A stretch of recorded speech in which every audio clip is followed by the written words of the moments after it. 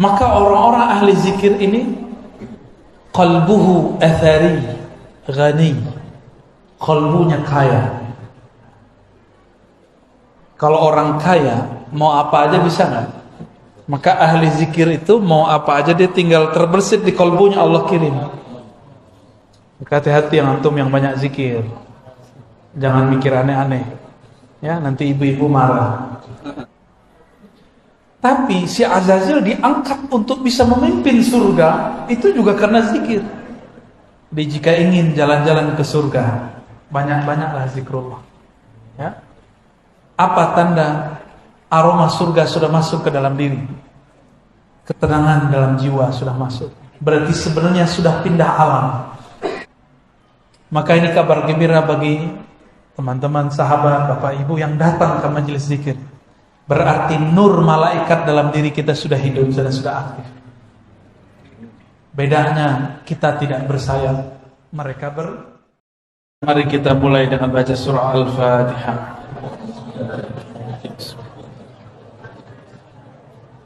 Iya,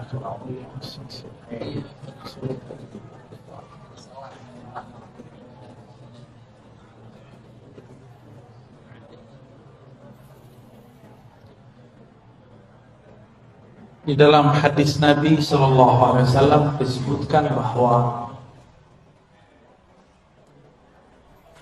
Abdullah bin Amr bertanya, "Ma ghanimatu az-zikr atau majalis az-zikr ya Rasulullah?" Apa ghanimah? Ghanimah itu benefit, keuntungan ketika orang berzikir.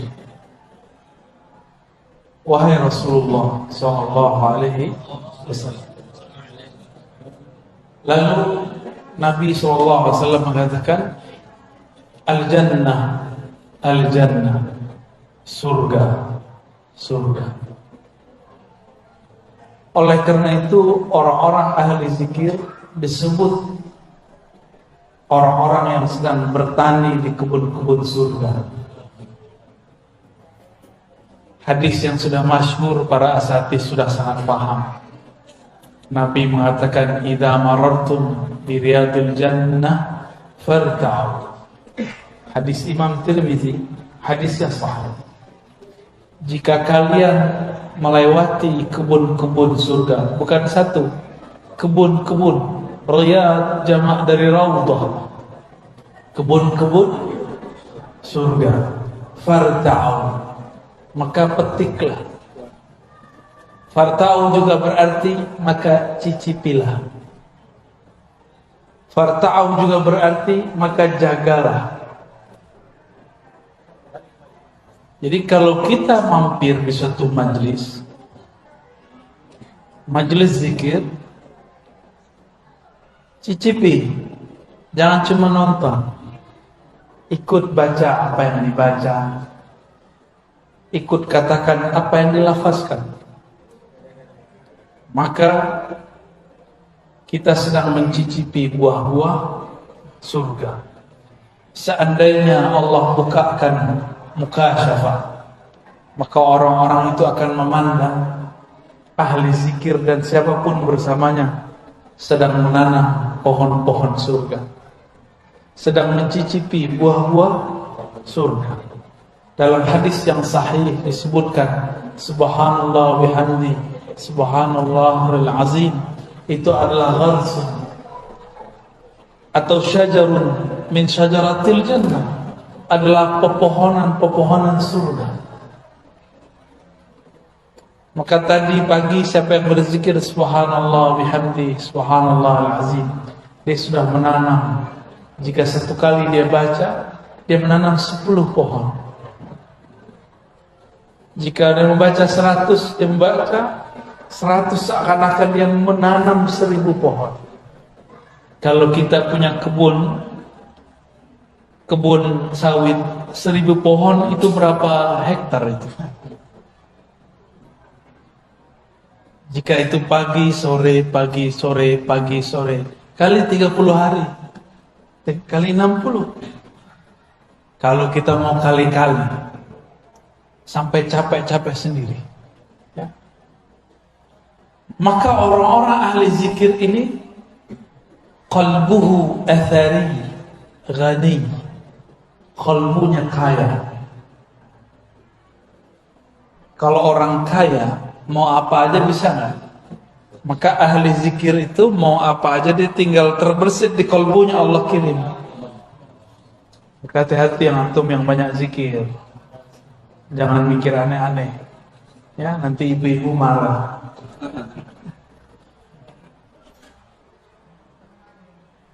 Allah itu pecemburu. Innallaha ghayyum. Allah itu pecemburu. Kalimat cemburu menunjukkan cinta. Maka bab zikir ini babul mahabbah, bab cinta, mencintai. Seseorang akan menikmati zikir jika dia cinta kepada yang dizikirkan.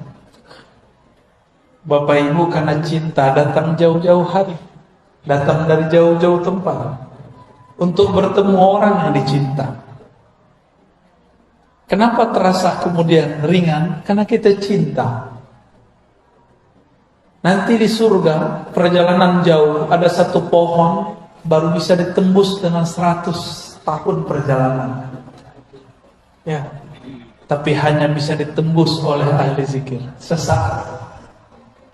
Oleh ahli surga biasa 100 tahun dia berjalan, dia tidak bisa melewati satu pohon itu. Itulah pohon yang disebut Tuba. Tuba liman ra'ani wa amanan. Tuba dapat keagungan, kelembutan, keharuman, naungan pohon-pohon surga. Bayang-bayang pohon ini sudah terasa sampai ke dunia. Siapa yang menghidupkan majelis zikir, maka di rumahnya, di jalannya, di masjidnya, di halaqahnya, di suraunya, itu akan ada bayang-bayang pohon tuba. Ya, itu sebabnya banyak orang ingin mendatangi pohon itu, karena itu adalah puncak dari taman-taman surga. Maka tiada tempat orang berzikir di situ kecuali orang datang ingin berlatih di sana. Tapi inti dari tempat surga itu, tempat surgawi bukanlah fisik, bukanlah masjid dengan bangunan yang megah, tapi ada sosok yang qalbunya senantiasa menyebut nama Allah. Jadi sebenarnya taman surga itu ada di qalbu seorang mukmin. Qalbul mu'min baitullah. Begitu kata ulama. Qalbu mu'min adalah rumah tempat mengingat Allah Subhanahu wa ta'ala. Gimana? Qalbunya sudah jadi rumah Allah. Rumah fulus ya. Kalau masih jadi rumah fulus, lelah. Hatta ustadz dia lelah. Maka jadikan rumah Allah itu yang pertama qalbu. Fisik ini tergantung qalbu. Dulu saya belajar zikir di surau, masih surau kayu. Kayu pun bukan kayu mahal.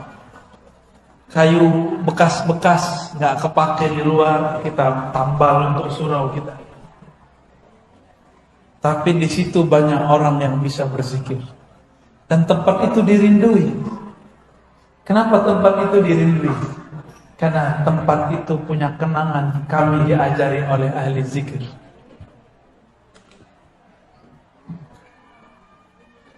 Ternyata ada kabar gembira. Setiap kali kita mencari majelis-majelis zikir, ternyata itu adalah sifat-sifat malaikat yang ada dalam diri.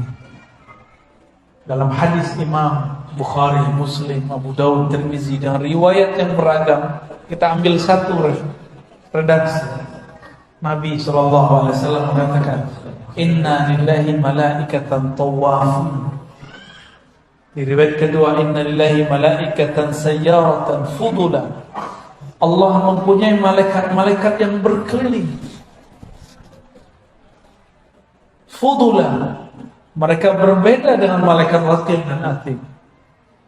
Mereka tambahan malaikat yang di luar raqib dan atid yaltabisuna majalis dzikr. Mereka hanya mencari majelis-majelis zikrullah. Salah satu majelis zikrullah adalah majelis ta'lim, yang majelisnya membuat kalbu teringat kepada Allah Subhanahu wa ta'ala. Banyak sekarang majelis ta'lim isinya bukan ta'lim, tapi tal'in, melaknat, tabdi', membidah-bidahkan, mukhasamah, saling bermusuhan, ghaibah, menggibah orang, merendahkan kelompok yang berbeda dengan dia. Itu bukan majelis yang dicari malaikat ini. Malaikat ini hanya mencari majelis yang kalam murabbinya, gurunya, syekhnya, tuan gurunya mengingatkan kita kepada Allah Subhanahu wa ta'ala. Satu malaikat dicipta, Allah kasih kepadanya satu zikir, atau dua zikir, atau tiga zikir, atau banyak zikir. Yang paling banyak adalah Sayyidina Jibril. Sebenarnya di samping Sayyidina Jibril dulu ada namanya Azazil. Dia juga banyak zikir. Cuma sayang, dia berzikir dengan nafsu. Ingin jadi wali, ingin jadi orang sakti, ingin jadi orang terbaik dengan zikirnya. Maka kemudian dia dipecat dari kalangan malaikat. Jadi malaikat ada yang dipecat. Itu Azazil. Ada yang Harut Marut. Itu baru beberapa kisah malaikat. Masih banyak malaikat yang lain. Tapi si Azazil diangkat untuk bisa memimpin surga, itu juga karena zikir. Jadi jika ingin jalan-jalan ke surga, banyak-banyaklah zikrullah. Ya.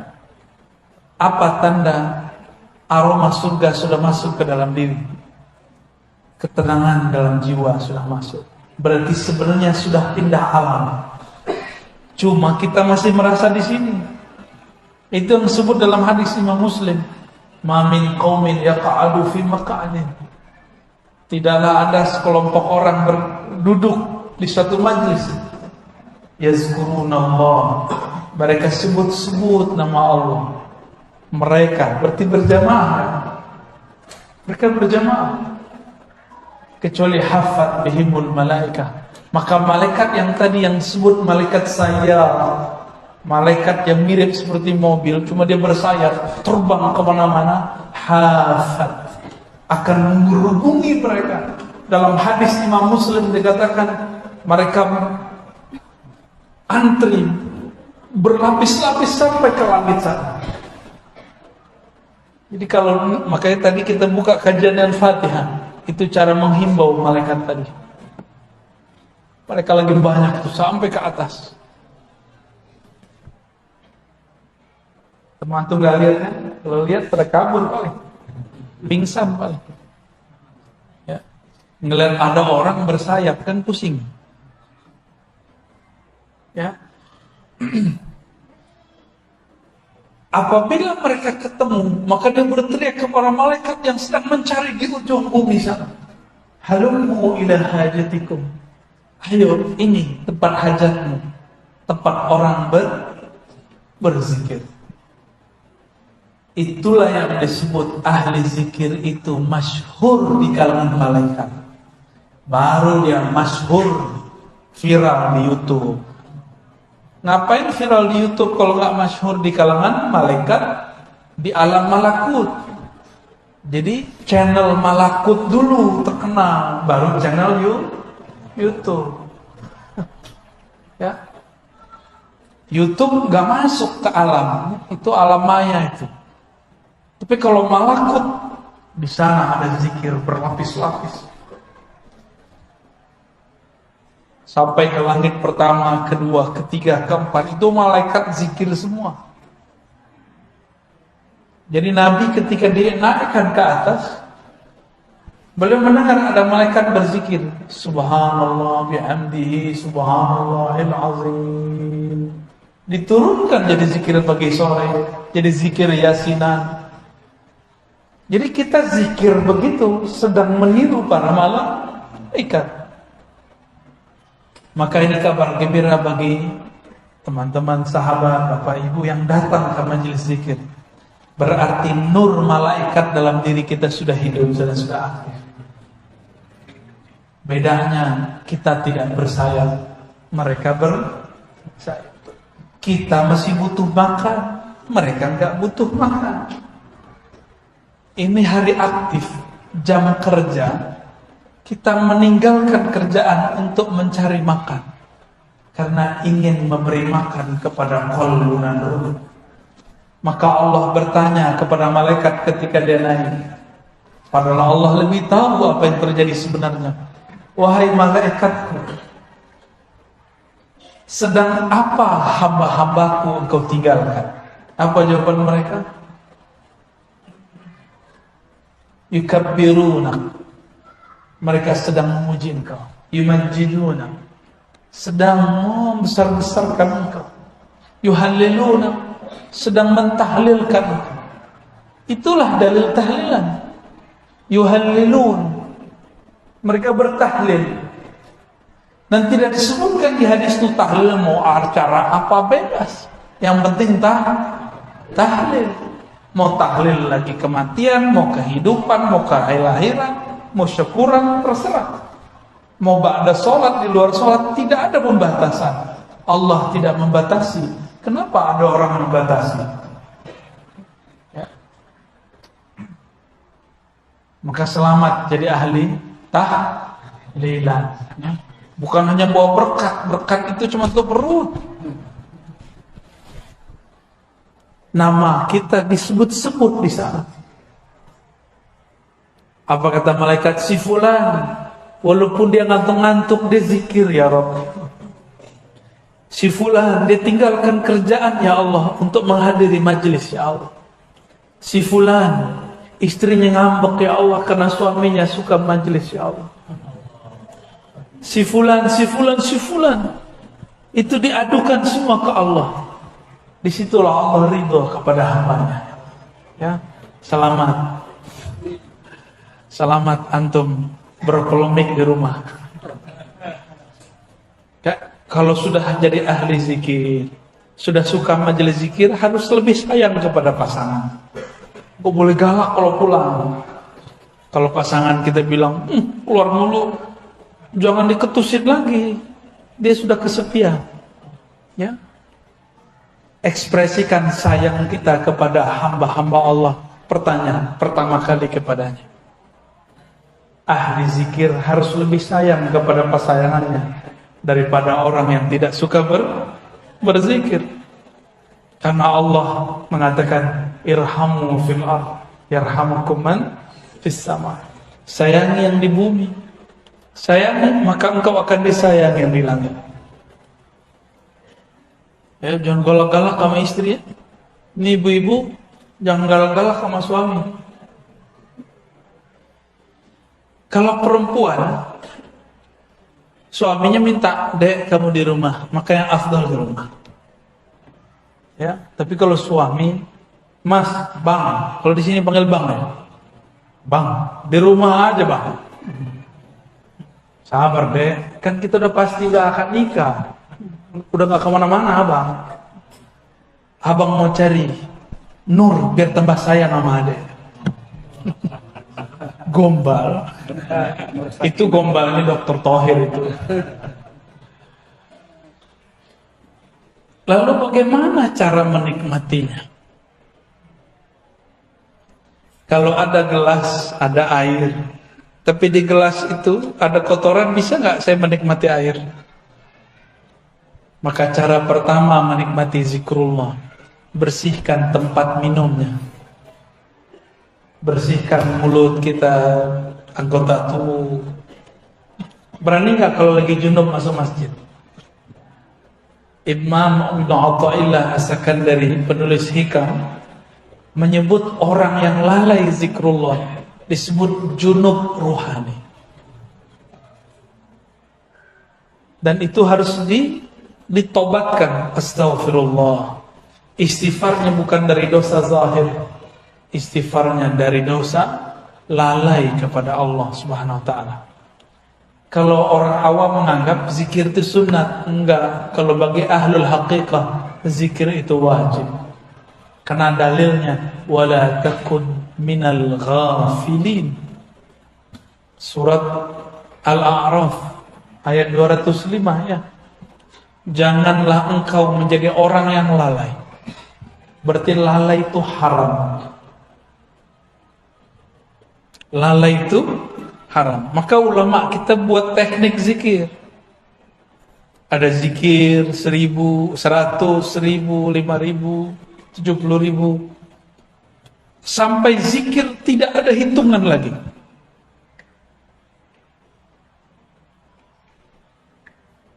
Jadi pertama bersihkan dulu gelasnya. Ya. Kita sebut taubat. Udah bersih, semuanya udah bersih. Tapi makan di rumah orang nggak izin, nikmat gak? Maka izin dulu, siapa yang punya air ini? Ada. Siapa yang punya zikir ini? Allah. Maka sebelum kita zikir, kita minta izin kepada Allah. Itulah rahasia syukur. Maka setelah taubat, astagfirullah, kirim Fatihah kepada Nabi, kepada silsilah yang mengajarkan zikir. Itu adalah cara minta izin. Kenapa? Man lam yashkurin nas, lam yashkurillah. Yang tidak berterima kasih kepada makhluk, maka dia belum disebut berterima kasih kepada Khaliq. Dan sebaik-baik terima kasih adalah alhamdulillah. Afdalud doa alhamdulillah. Doa terbaik itu alhamdulillah. Alhamdulillah itu adalah kalimat syukur. Sering gak kirim Fatihah untuk guru? Sang Maha Guru Rasulullah Sallallahu Alaihi Wasallam kirim untuk beliau, terkhusus untuk Nabi ditambahkan salawat. Hadirkan, hubungkan kolbu kita dengan kolbu Rasulullah Sallallahu Alaihi Wasallam, akal kita dengan akal Rasulullah, lisan kita dengan lisan Rasulullah, jasad kita dengan jasad Rasulullah. Hubungkan semua ini disebut rabitah, ikatan Rabitatul Muhammadiyah. Ini yang disebut Kul in kuntum tuhibbunallah fattabi'uni. Jika engkau cinta kepada Allah, ikut aku. Maka tubuh kita amalnya ikut amal Nabi, akal kita ikut cara fikir Nabi, qalbu kita ikut zikirnya Nabi Sallallahu Alaihi. Karena kita tidak semasa dengan Rasulullah, maka Nabi mengatakan, tuba liman ra'ani wa amana bi, summa tuba liman ra'a man ra'a sampai 7 kali, 7 marrat. Beruntung yang melihat aku, percaya kepadaku. Beruntung yang melihat orang yang melihat aku, yang melihat. Jika diteruskan, ini sudah generasi ke 20 sekian atau 30 sekian. Beruntung orang yang memandang gurunya, gurunya memandang gurunya, gurunya memandang gurunya, gurunya memandang Rasulullah Sallallahu Alaihi Wasallam. Syukur-syukur gurunya bermimpi ketemu Rasulullah. Syukur-syukur gurunya diizinkan memandang Rasulullah dalam keadaan yaqظah, dalam keadaan jaga. Maka antum pandang dia. Sungguh tuba, beruntunglah orang itu. Itulah rabithah hakiki. Ditanya Rasulullah sallallahu alaihi wasallam, "Man auliyaullah?" Siapakah kekasih Allah? Beliau menjawab, "Man idza ru'u dzukirullah." Orang yang jika engkau pandang membuat engkau mengingat Allah. Itulah dalil rabithah terkuat. Hadis Ibnu Majah, hadis Ahmad, hadis Abu Nu'aim, Tabarani, Hakim, dan hadisnya sahih. Kita pandang dia, kita ingat-ingat dia, membuat kita ingat kepada Allah Subhanahu wa ta'ala. Jika punya guru begitu, pastikan guru itu seorang wali Allah. Ya. seorang wali Allah. Jadi wali Allah itu bukan orang yang pakai pakaian seperti saya ini. Pakai begini bisa siapa saja. Tapi kalau kita kenang dia, kalam-kalamnya, sikapnya, ahwal-ahwalnya, akan membuat kita pindah melihat alam, menjadi melihat yang menciptakan alam. Apa maksud hadis ini? Kalau berzikir mau nikmat harus punya guru. Ya. Harus punya guru. Ada yang pernah kursus bahasa Inggris setahun lewat YouTube nggak bisa. Ya. Tapi kalau dia belajar kepada guru bahasa Inggris, cukup 40 hari dia langsung bisa ngomong. Minimal ngomong I love you. Ya, thank you. Pasti ada yang bisa dia serap kalau dia berguru. Maka berzikir itu jangan hanya lewat YouTube. Carilah guru di tempat kita yang ahli zikrullah. Ya. Sudah berapa tuh? Pertama taubat, kedua izin dengan cara bersyukur, terima, kita berterima kasih kirim. Yang ketiga tadi sholawat. Yang keempat itu meluruskan niat.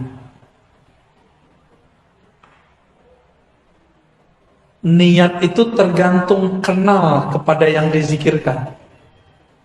Jika kenal kepada Allah dengan sebenar-benar makrifat, kita akan zikir karena dia layak dizikirkan. Tapi kebanyakan orang awam kenal Allah, Allah itu tempat ngadu. Boleh. Allah ini tempat menunaikan semua hajat, boleh. Tapi itu awam. Orang awam itu kalau dia zikir cuma karena ada hajat. Gak ada hajat dia gak zikir. Padahal kita setiap saat berhajat kepada Allah Subhanahu wa ta'ala. Kalau lagi hidup susah, dompet lagi tipis, itu kencang baca sholawatnya. Ya, kencang tahajudnya. Bahkan sholat duhanya kencang. Padahal tidak ada hadis mengenai sholat duha melancarkan rezeki. Yang ada cuma orang yang sholat 4 rakaat di awal pagi, di awal hari, Allah cukupkan hidupnya sampai sore hari. Ulama kita beda pendapat nih, sholat apa ini? Sholat syuruk apa sholat duha? Ya, benar Ustaz ya? Man shalla arba'an, ya, yang sholat 4 rakaat di awal hari, ya, kafahullah, Allah cukupkan hajatnya sampai sore hari. Hajat kita keperluan hajat apa? Hajat zahir atau hajat batin? Lebih banyak hajat yang mana? Jangan-jangan zahir. Maka datang ke Ustaz Thohir. Ustaz Thohir, doainnya bisa beli mobil. Jadi ke Ustaz itu minta doa beli mobil. Benar ya? Datang ke Kiai, Pak Kiai doain anak saya sakit. Semuanya fisik. Pak Kiai doain saya lagi banyak utang, semoga bisa bayar hutang. Jadi Kiai ini, karena dia simbol-simbol Allah di muka bumi, maka jadi tempat mengadu orang-orang untuk usulan fulus. Karena minta jodoh. Ustaz Thohir diminta, Ustaz, nikahi aneh Ustaz. Oh, salah Ustaz. Tolong doakan saya, semoga dapat jodoh. Kenapa minta ke Ustaz? Karena Ustaz ini dipercaya dekat kepada Allah. Padahal Ustaz enggak ngerasa dekat juga. Ustaznya ada Ustaz lagi di belakang dia.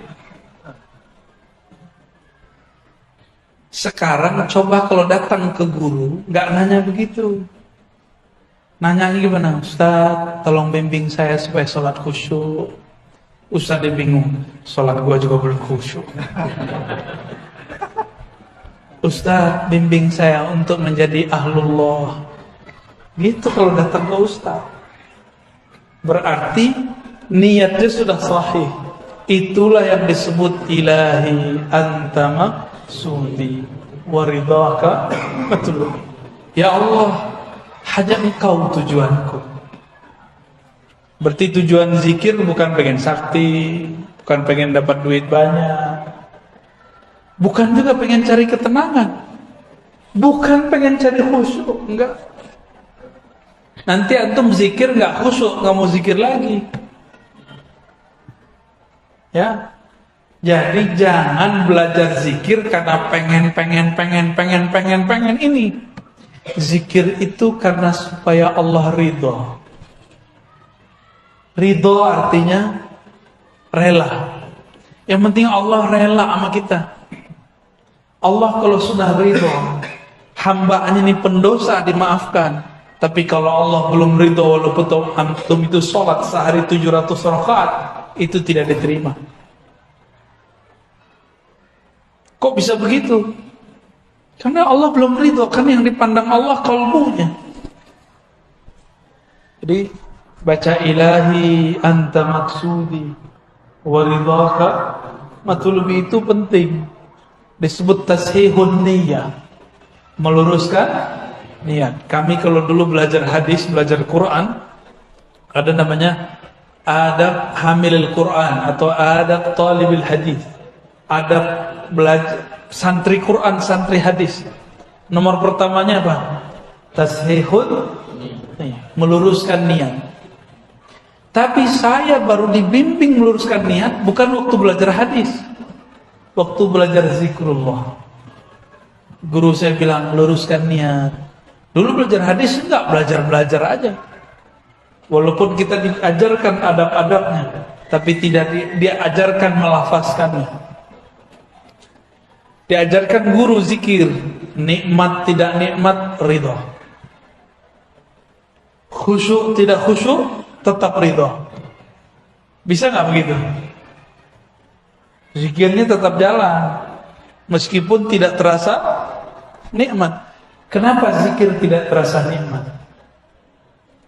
Az-zikru syifa'un. Zikir itu obat. Obat itu untuk yang berpenyakit. Obat itu murrun wala hulwun. Obat itu pasti pahit, tidak manis. Benar, obat manis pahit. Yang manis itu obat demam anak-anak tuh.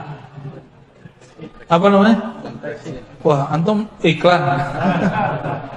Tapi obat orang dewasa pahit atau manis?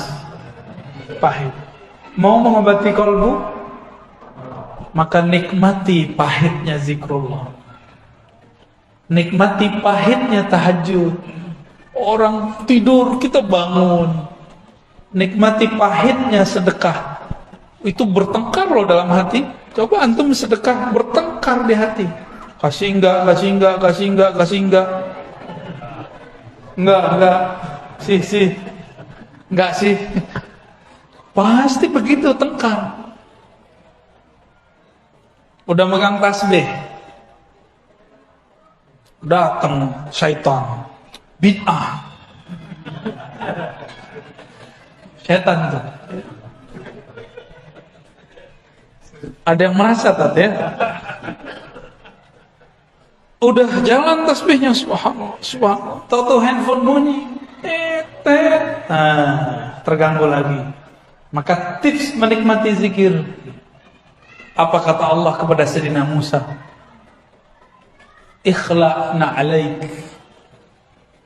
Tinggalkan sendalmu, aksesorismu. Jadi kalau mau zikir, matikan handphone. Ya, matikan handphone. Kita punya smartphone yang canggih. Nih, kalau lagi zikir, dia di-off-kan dulu sebentar. Ya, di-off-kan ini. Gimana cara meng-off-kan ini? Pakai syahadat. Asyhadu an la ilaha illallah. Ajak, wahai akal pikiranku, bersaksilah tak ada yang berhak disembah kecuali Allah, Nabi Muhammad Rasulullah sallallahu alaihi wasallam. Syahadatkan akal kita, syahadatkan qalbu kita, baru zikir. Nah, ini paling kunci. Setelah tadi meluruskan niat, kembali ke depan. Syahadatkan diri kita sebelum mau zikir, mau sholat, mau sedekah, mau apa aja, syahadatkan dulu. Siapa tahu ketika kita selesai sholat, terus kita keluar, terus kita mau sholat lagi, pernah terjebak kepada kekufuran, kufur yang tidak terlihat. Maka kita syahadatkan dulu pikiran ini, qalbu ini, tubuh ini, baru kita masuk lagi ke alam zikrullah. Ya, jadi sudah berapa? 5 ya. Bisa diulang. 1, taubat. 2, syukur. Pertama, syukur kepada makhluk, kirim Kenapa Al-Fatihah? Karena Al-Fatihah itu ada alhamdulillah di dalamnya. Alhamdulillah adalah afdalud doa, afdalus syukur. Syukur tertinggi, doa terhebat. Terus sholawat. Kenapa sholawat? Yang membuat kita bisa zikir sekarang Nabi bukan? Kalau Nabi nggak ajarkan, bisa nggak kita? Jadi sombong sekali kalau ada orang zikir tidak bersolawat. Inilah perbedaan antara Jibril dengan Azazil. Itulah beda antara Nabi Muhammad dan iblis. Itulah beda antara mukmin dengan kafir. Dia bersolawat. Ya, banyak-banyak sholawat. Kalau bukan karena sholawat, zikir kita nggak diangkat. Sholat kita yang nggak khusyuk itu nggak akan diterima. Ada yang khusyuk sholat zuhur tadi? Khusyuk apa kusut? Kusut. Jujur aja lah.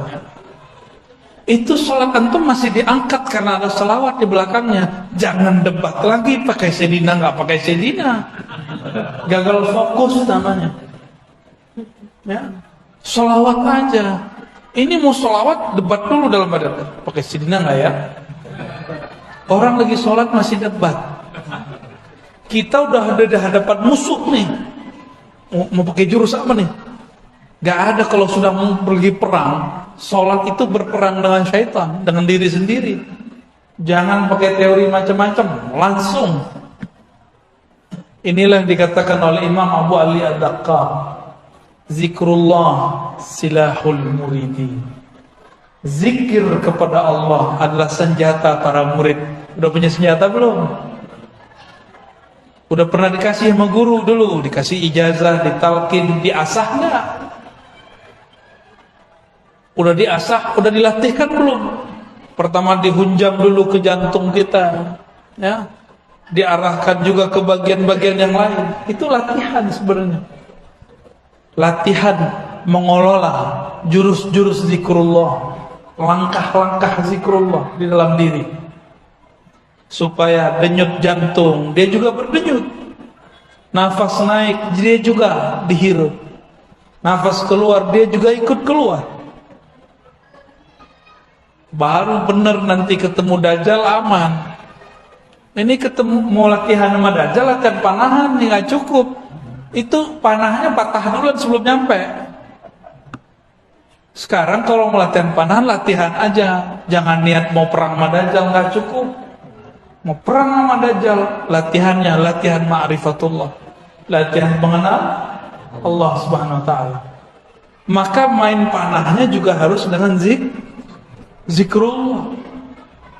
Coba nih yang suka main panahan, kena hampir ke tengah, ada perasaan girang, pasti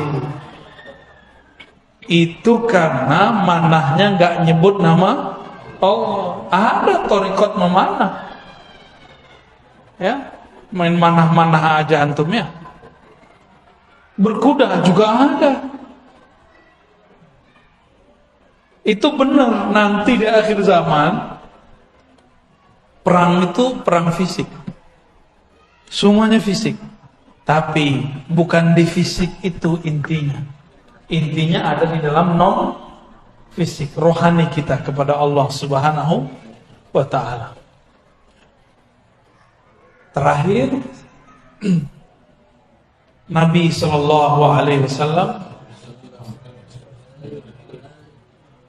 pernah mengatakan kepada Muaz, wahai Muaz, tiadalah mamin amalin anja, tidaklah ada amalan yang lebih mudah untuk membebaskan seseorang min azabil qabr, daripada azab kubur. Yang lebih hebat amalan itu daripada zikrullah. Hadis riwayat Imam Tirmizi dan Ahmad. Azab kubur itu azabnya agak beda. Dia semi-semi azab neraka. Jadi lebih kepada azab nafsiyah. Ada juga jasadiahnya. Ada yang pernah ini enggak? Ustaz Tauhid pernah ditahan di imigrasi enggak? Untuk keluar negeri? Belum ya? Mau coba enggak? Oh gitu. Kawan saya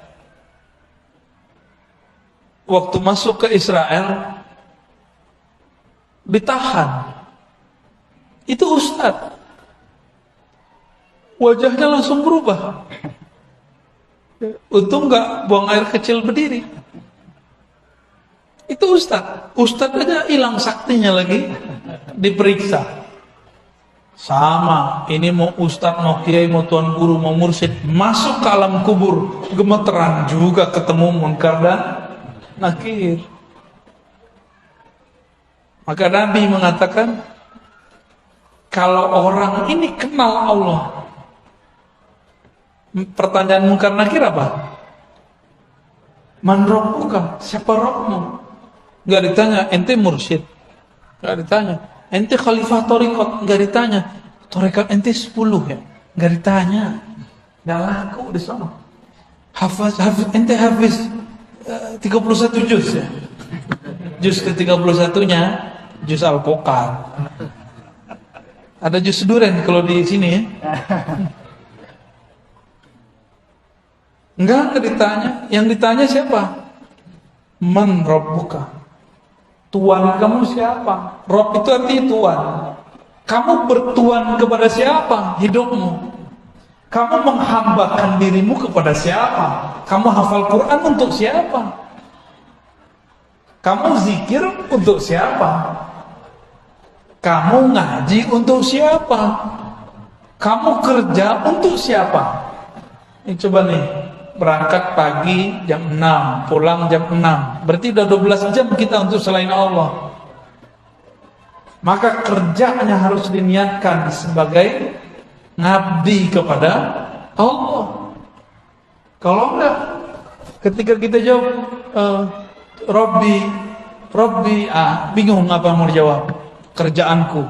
Jangan-jangan Tuhan kita handphone. Antum ini kan gak bisa lepas dari handphone. Benar? Jujur aja lah ya. Lebih bid'ah smartphone yang dari Cina tuh atau tasbih? Dari Cina juga.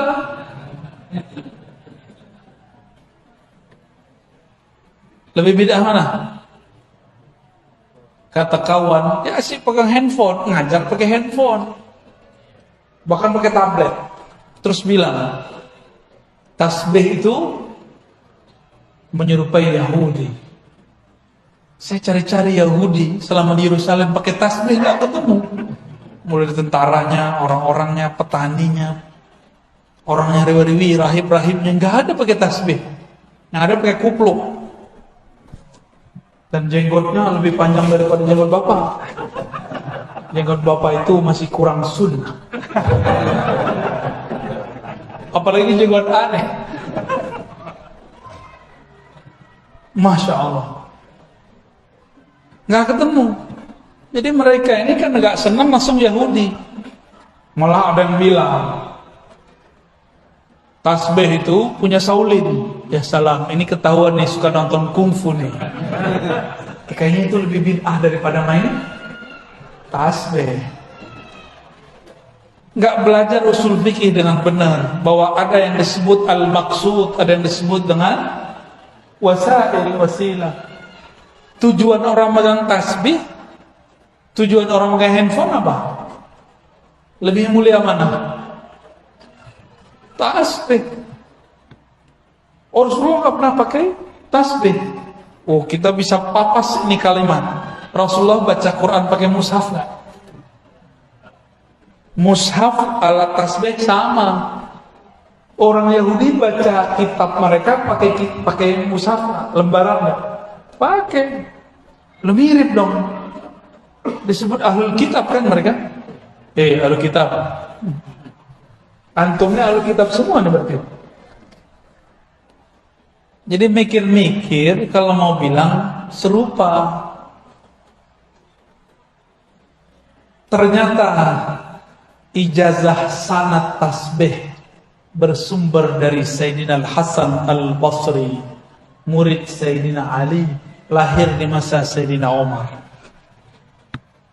Al-Hasan lahir di Hijaz, di Madinah, tapi besarnya di Basrah.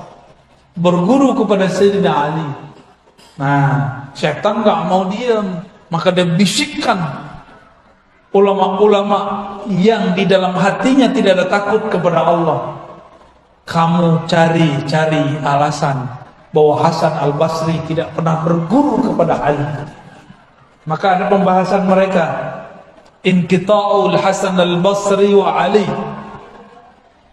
keterputusan Hasan Basri dan Ali. Tapi dibantah oleh ahli hadis Imam Ibnu Hajar Al-Asqalani bahwa Al-Hasan Al-Basri benar-benar berguru lama kepada Sayyidina Ali karramallahu wajhah. Jadi pakai tasbih dari siapa? Al-Hasan dan kami meriwayatkannya dari guru kami, dari gurunya terus sampai kepada Sayyidina Al-Hasan Basri, bersambung kepada zaman Imam Tabi'in yang digelar dengan Sayyiduz Zahidin, sayyidnya orang-orang zuhud. Itulah gelar Imam Hasan Al-Basri. Ya. Itu tasbih itu ada sanadnya kita. Sebenarnya kita ada sanadnya, cuma saya belum pakai. Ya bentar lagi lah ya. Jadi sekarang kita skip dulu ijazahnya. Kita simpen dulu. Megang jenggot aja ada ijazahnya. Jadi yang punya jenggot nih panjangin dikit Pak. Ya.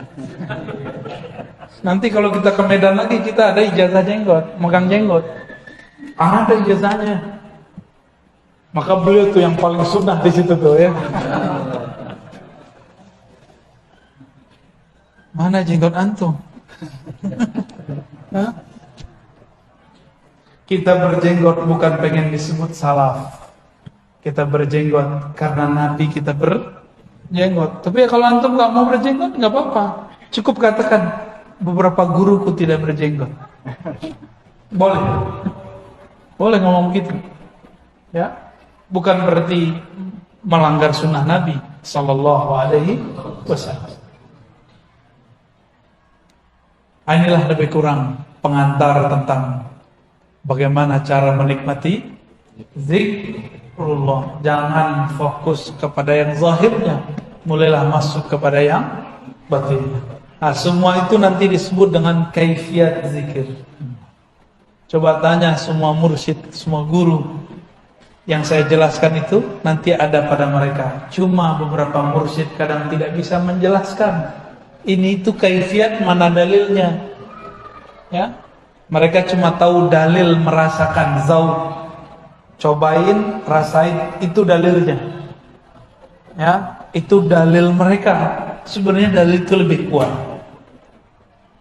Sayangnya orang awam kadang-kadang tidak paham. Ya, barangkali itu dari kami. Silakan kalau ada yang mau dikonfirmasi, ditanya. Ya, tafadhal. Baik, kepada Bapak Ibu yang ingin bertanya, masih ada waktu 20 kita sampai insyaAllah kemudian akan langsung ke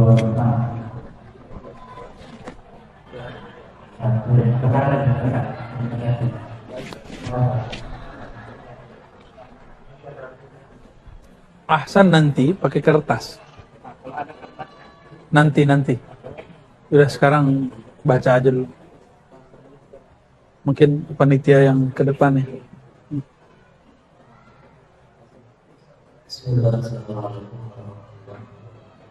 Assalamualaikum.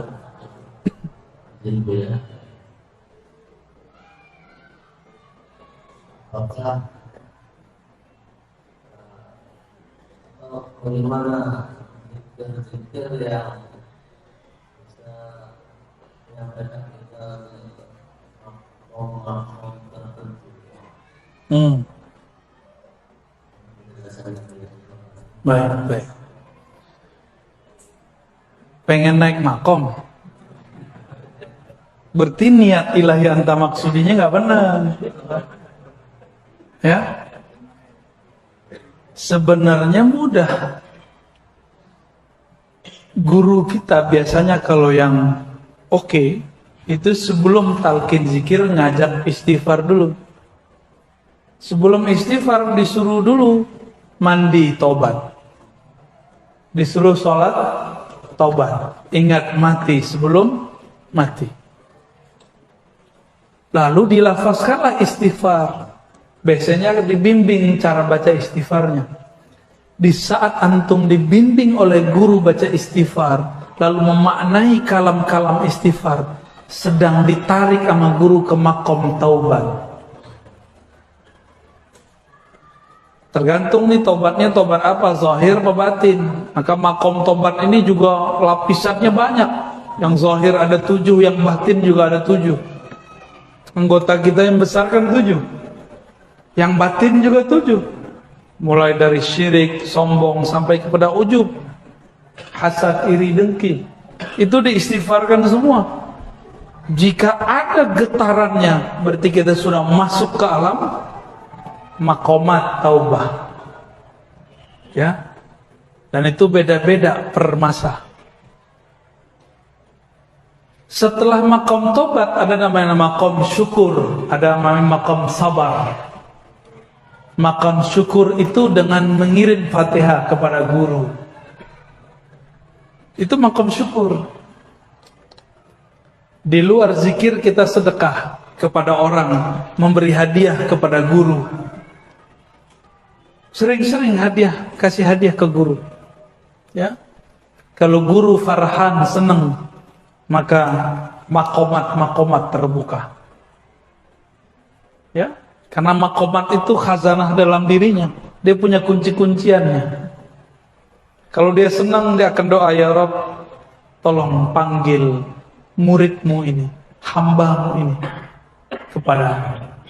Kalau gurunya wali ya, kalau gurunya nggak wali nggak bisa. Tapi memberi aja udah cukup. Begitulah terus, ada makomat, makom syauq, makom mahabbah, ada makomnya semua. Itu yang diturunkan lewat kaifiat zikir. Cuma sayang, kaifiat tinggallah kaifiat zikir, tata cara jadi tata cara, tapi tidak tahu makomat yang tersimpan di dalamnya. Maka banyak orang jadi mursyid belum pantas jadi mursyid. Tapi karena gurunya udah pusing, aku mau mati, siapa lagi yang melanjutkan, udah ijazahin aja. Harapannya dia nanti menyempurnakan kemursidannya kepada mursyid yang lain. Ini baru bergelar mursyid 1, udah gak mau berguru sama yang lain. Padahal di ijazah itu diwasiatkan untuk menghormati ahli fikih, ahli Quran, ngaji kepada ulama. Baru dapat ijazah, baru dapat gelar khalifah, udah gak mau ngaji sama orang. Berarti berkhianat kepada ijazahnya. Makanya la yubarak alaih, tidak diberkahi. Ya, baca tuh ijazahnya para mursyid. Ya, ijazahnya apa? Kalau di Naqsyabandiyah itu jelas. Ya, di Qadiriyah jelas, di Syaziliyah jelas. Ada ijazahnya. Ya, Baik, lanjut. Saya jawab pakai Quran ya, bukan pakai pendapat saya. Surat Shad, Surat Al-Hijr, Surat As-Sajdah menyebutkan apa? Nanti nomornya akan saya sebutkan semua ya. Silakan dilihat sendiri. Surat Shad 71, 72, 73 itu bahas ini. Apa kata Allah? Begitu juga Al-Hijr, begitu juga As-Sajdah. Inni khaliqun basharan min tin. Aku ciptakan manusia. Ini tubuh ini bashar namanya. Ini dari saripati tanah. Jika ini sudah sempurna, sawaituhu, aku sempurnakan dia, sudah siap dia untuk ditiupkan ruh. Nafakhtu fihi min ruhi, aku tiupkan kepadanya ruhku. Berarti Allah nggak bilang aku ciptakan rohku. Allah mengatakan nafakhtu, aku hembuskan. Kalau tubuh ini aku ciptakan. Ini pelan-pelan ya. Ini banyak yang gagal paham. Mursyid padahal masih gagal paham. Itulah bedanya orang berilmu dengan cuma ahli zikir. Malaikat ahli zikir ditantang sama Allah. Ambiuni bi asma'i haula. Kabarkan kepadaku nama-nama benda-benda ini. Bisa nggak malaikat jawab? Nggak bisa, para malaikat lebih dulu berzikir daripada Nabi Adam. Maka al-ilmu muqaddamun ala dzikr. Ilmu lebih dulu daripada zikir. Ulama lebih mulia daripada orang yang berzikir 1000 tahun. Karena dia belajar satu bab mengenai Allah, dia sama dengan duduk zikir 1000 tahun. Kalau enggak nanti malah debat lagi, keras lagi hatinya. Coba baca aja ayatnya. Inni khaliqun, sungguh, Allah pakai sungguh. Masih budek, masih ada debat. Banyak orang debat di luar sana. Aku ciptakan manusia min, jelas minnya, min tin, tanah. Tapi giliran roh, nafakhtu, aku tiupkan. Jadi sebenarnya gak usah nanya. Maka yang bertanya roh itu dicipta atau tidak, sebenarnya itu pertanyaan tidak sunnah. Itu pertanyaan bid'ah. Ya, itu pertanyaan bid'ah. Karena teksnya tidak menyebutkan itu. Ya, maka saya menyarankan para pencinta Allah yang meniupkan roh, cukuplah bertanya, mengatakan, apakah roh dicipta? Antum jadi orang alim ngomong begitu, malah jadi miring Ntar salah-salah paham, dikira di dalam diri kita ada Allah, kan kawan. Aku hembuskan. Kalau saya menghembuskan sesuatu ke dalam plastik, saya pindah gak ke dalam plastik? Allah menghembuskan rohnya. Min ini bisa dari, bisa sebagian. Dua-duanya ada sir di situ. Bukan ini litab'id, bukan ini dibelah dua terus pindah, bukan. Itu gagal paham, nggak ngerti bahasa Arab namanya. Ngaji bahasa Arab lagi. Ya. Nausorob, kalau nggak jadi sarap. Ketika Allah menghembuskan, bukan berarti Allah pindah ke dalam kita. Cuma masuk hembusannya. Mudah bagi Allah itu. Jangan serius-serius amat ya. Kira-kira begitu ya. Jadi bid'ah menanyakan ruh itu makhluk. Tapi bid'ah kan banyak bagiannya. Ada bid'ah hasanah sama saya. Kapan dia jadi hasanah kepada saya atau ada lagi pembahasannya? Tanya ke Ustaz Thohir nanti ya. Kelas orang silat nggak berguru sama tengkar, sama orang silat berguru, cakepan mana jurusnya? Imam Abu Al-Daqqal ngomong, zikrullah itu senjatanya orang beriman, murid. Senjata harus dilatihkan nggak? Harus dilatihkan. Ada gurunya, ada mentornya, ada murabbinya. Masa untuk fisik guru silatnya ada, untuk fitness biar badannya kekar, six pack. Tahu six pack, Bu? Bapak-bapak ini sudah lewat badannya, six packnya dari samping, belundung perutnya udah. Jika tubuh fisik harus dilatih. Ada orang latihan fitness tanpa guru, tanpa trainer, gimana? Keseleo nggak badannya? Sakit-sakit?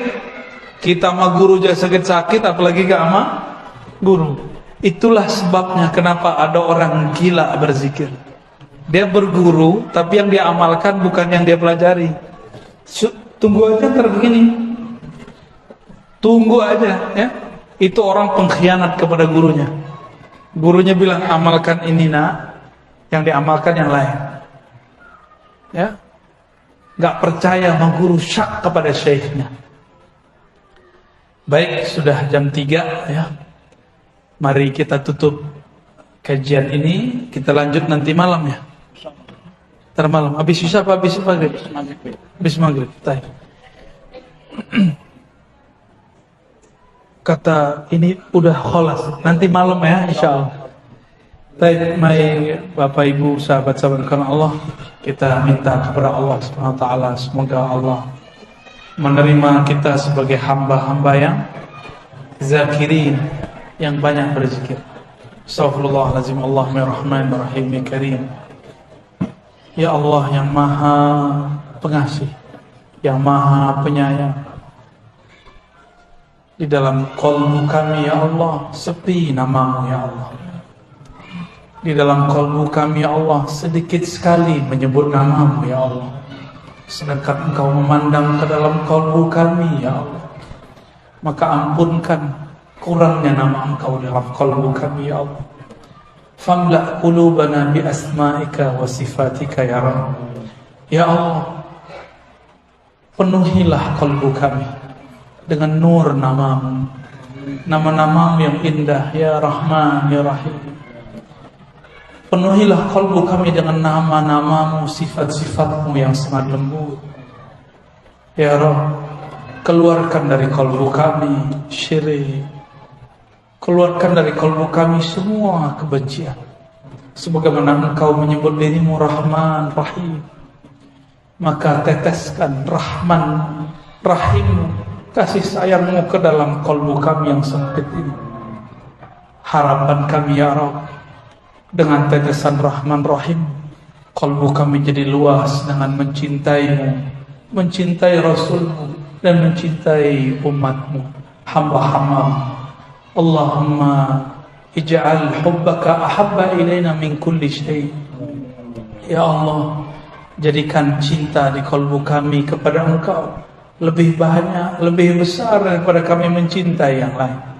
Hatta kami lebih cinta Engkau ya Allah daripada mencintai diri kami sendiri, mencintai orang tua kami, pasangan kami, anak-anak kami, harta-harta kami. Ya Rabb, qalbu kami selalu berubah. Pagi ini mukmin, sore jadi fasik. Sore beriman, paginya jadi fasik.